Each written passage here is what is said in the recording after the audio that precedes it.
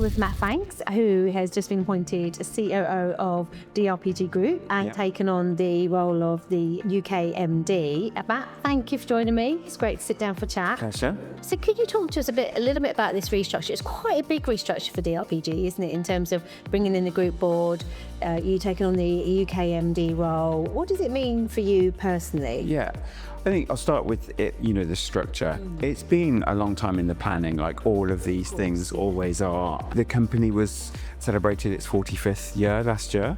The group board was created, and there's a C-suite board, which I sit on alongside Dale as group CEO, Rich Hingley's group chief creative officer, and then Rich Parmenter's chief legal officer. And it gives us a holistic view across all of the brands to think about the strategy, the direction, and how we're going to move forward and continue our growth through further mergers and acquisitions.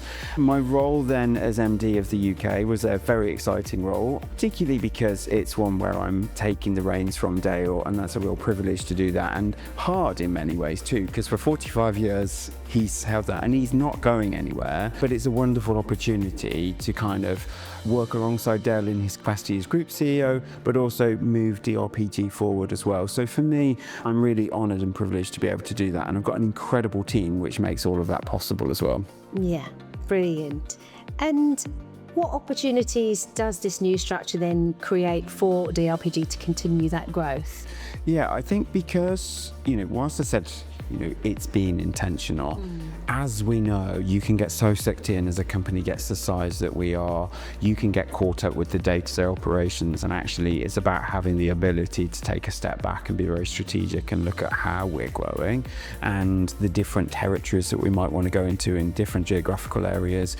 I've been instrumental in our growth in the US, and I've been CEO of TSEC for just over 2 years, and that's been phenomenal and an amazing learning opportunity for me too. But it also means I can take the essence of DRPG and its culture, and you can translate that in different environments, which is brilliant. And so it gives us the ability to do that as we're growing. And on the US market, obviously we've just had a great session here at Expo on the sort of US opportunity. What have you learned from the US market that maybe you could have brought back here, and vice versa? What are the big differences? I think team-wise, I was talking about it, that one of the shocks for me is about how you're employed, because there's a lot more protection in the UK than there is in the US, and I think that can create a culture of fear, and that's not who we are as a brand. It's all about safety in one team, and really our team make the brand. And so to be able to change that in the US has been amazing, and I really do believe we have an incredible team there. And equally, when I look from a client perspective as well, I think they really leverage the ability for us to have production across the pond as well. So you can keep things going overnight, and it's amazing the time zone can benefit from all directions. So there's lots of learnings in both directions. We have a buddy system in place which works brilliantly for us, for our teams, but it also means we can share ideas. So we have creatives both sides of the pond, as it were, and you can share ideas, you can ideate, because there are differences, and it's amazing to be able to protect that and leverage it. Yeah. So expansion and restructure are exciting. What's one of the tougher moments you've had as a leader, I guess in the last sort of couple of years, and what have you learned from that? It is tough, and I think it's tough because it's, there are so many talented people in the business, and as you're looking at growth, and certainly growth at a senior level, and creating new boards, new opportunities, inevitably it's leading to difficult decisions because you have more incredible people than you have roles. I personally found that really challenging. I'm very fortunate that many of the people in those roles have been with the business a long time, and I know them very well, and I have trusted relationships with them, and I'm super confident and super energized by them. But there are individuals that it didn't pan out the same way for. However, I found those really intimidating conversations to begin with, and the one thing I remember doing is facing into them because I care about the individual. And I really took a step back and went, I'm doing this because it's the right thing to do, and to have that conversation. And actually, two amazing examples of where those individuals have taken on new opportunities within the company and have moved into a space where they're absolutely thriving and loving it. And I think it's all come good. But at the time, you don't see that. It doesn't feel like that because you carry that weight of wanting to do right by everybody. So in the business, as you're diversifying and expanding, what leadership qualities do you think are most important to get the best out of your teams?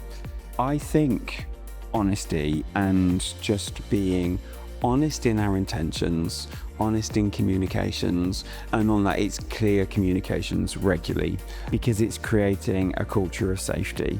And I think, to be able to have those relationships with team members are critical, and I would definitely say listening, because it's that helps you shape the business and understand what's going on. And I think it's listening at all levels as well, and taking the time to hear what's going on. Would you say honestly that the culture now at 400 odd plus staff is the same as it was 10, 15 years ago when you were, I don't know, maybe 50 to 100 staff? Or no, it's different because you're a big organisation. There are pockets of it that feel like that, and there are moments it's so easy to forget, because you also say, it's because we're so big now. And I genuinely think we have such a brilliant team, and it's the team that makes the brand ultimately. It is difficult to maintain, and it's difficult because you will get more people with more opinions and maybe more that don't align to your culture.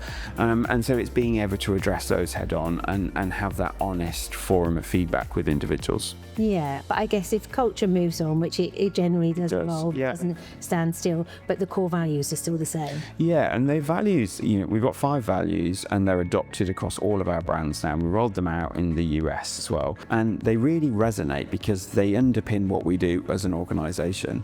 And we talk about the team of 20 there, and they're just as passionate and just as energised as the comparable team of 150 doing events in the UK.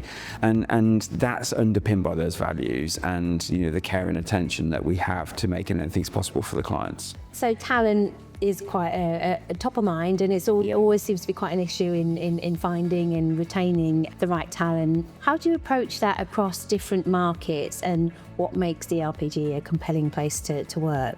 I think the culture that we've created, I mentioned that we've got long tenure individuals, and I think that's no accident. That's because of what we've created and the energy that's there. It's not for everybody, because this industry isn't for everybody.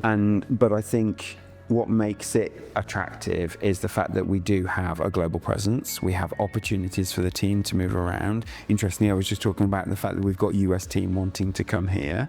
We have jobs where we can collaborate across brands, which creates a rich environment. So you may be in our Worcestershire studios as a designer, but you're working on US-led projects and benefiting from the time difference, and you're designing this amazing stuff that's for US clients.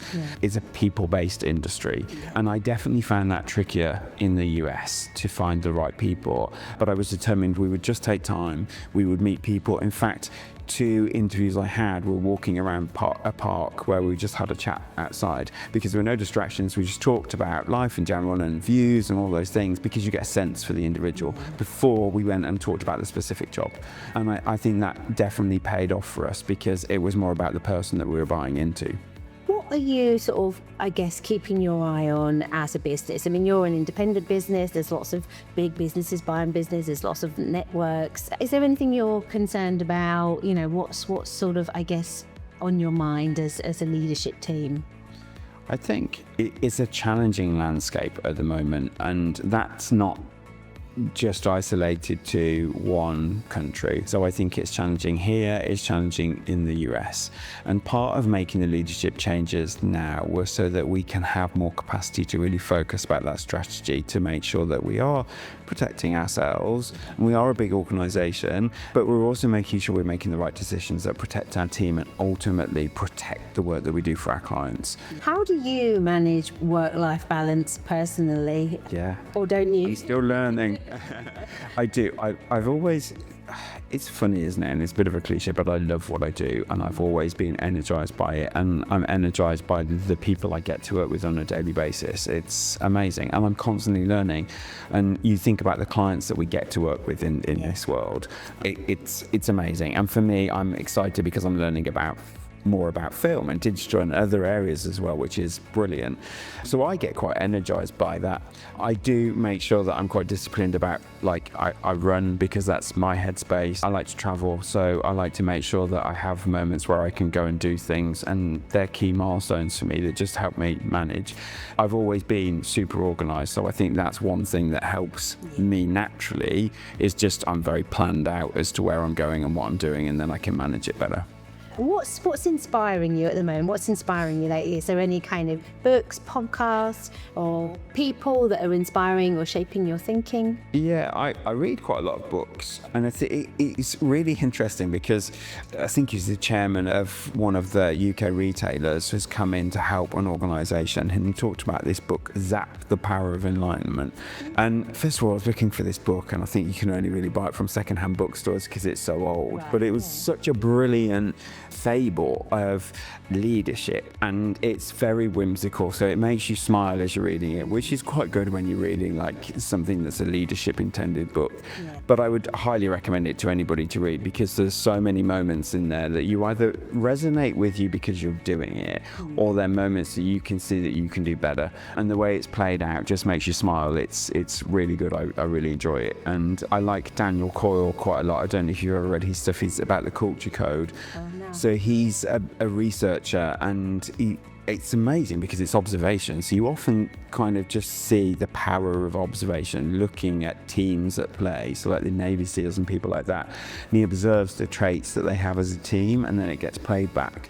He's got something called the Culture Playbook, and I love it. I mean, the amount of things I've done from there, anxiety parties are a win all round. But wow. Yeah, very good. But they're the kind of things for me, they're really useful tools that you can take inspiration from, and they help you navigate certain situations. Yeah, brilliant. What's a great recommendation. Yeah. Thank you, Matt. Thanks for the chat. Thank you. It's great. Thanks.